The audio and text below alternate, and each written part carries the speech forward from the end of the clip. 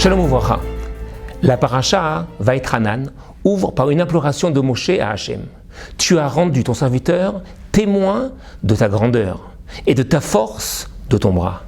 Quelle est la puissance dans le ciel ou sur la terre qui pourrait imiter les actions et les merveilles que tu fais? Et puis, le verset suivant, directement, a priori hors sujet. Laisse-moi traverser, que je vois ce bon pays qui est au-delà du Jourdain. Moshe ouvre la paracha de la semaine en rappelant à tous les enfants d'Israël ses prières afin de rentrer en Israël. Mais voilà qui est surprenant. Il rappelle la grandeur d'Hachem, sa puissance et sa présence incomparable dans le ciel ou sur la terre. Et de là, sans transition, il demande à rentrer en terre d'Israël. Quel est le rapport? Notre maître, le Rav Raphaël Berdugo, que son souvenir soit béni, explique que Moshe rappelle ici les trois principes de foi en rapport avec Hachem. Godlecha, qui fait référence à son existence, Metziut. Yadecha Chazaka, qui fait référence à sa capacité, Yecholet. Et enfin, Asher miel bashamayim uvaretz asher ya'aseh kemaasera vechigvurotecha, qui met en valeur la providence, la Hashgacha. C'est d'ailleurs ce que nous rappelons dans la prière tous les jours. Ael Hagadol, Hagibor, Ve'anora.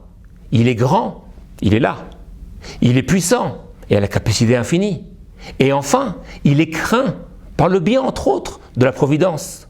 Et donc, le salaire et la punition. D'ailleurs, rajoute le Rav Berdugo, c'est la même distribution avec les trois bénédictions de la prière de Rosh Hashanah.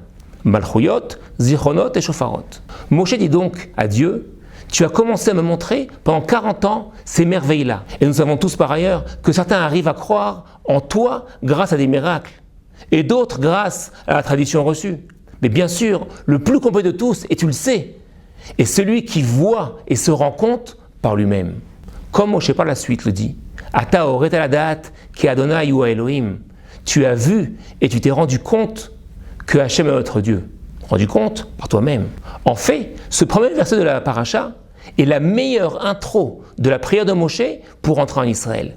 On pourrait paraphraser ainsi. Depuis le début, tu ne vas pas contenter de preuves miraculeuses ou connaissances reçues oralement. Tu m'as toujours, par chesed, montré les choses telles qu'elles sont et de manière directe. Ici aussi, je ne me contente pas d'avoir entendu de toi que la terre est une terre où coule le lait et le miel.